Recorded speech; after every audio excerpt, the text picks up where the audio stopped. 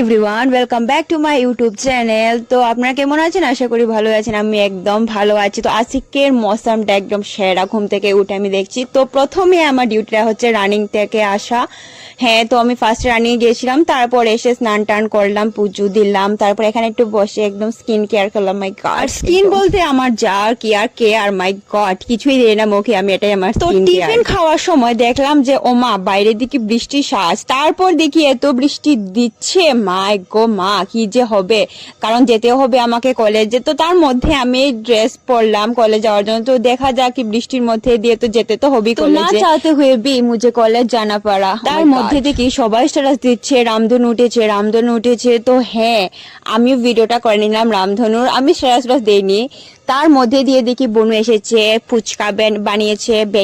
সত্যি কথা বলতে না, ফুচকাটা খেতে ভীষণ ভালো হয়েছে গাইস, তাই সেটা বলতে হবে। ফুচকাগুলো অনেক বড় হয়েছে, তো তার জন্য খেতে একটু প্রবলেম হচ্ছে, আর মা তো খেতেই পারছেন না।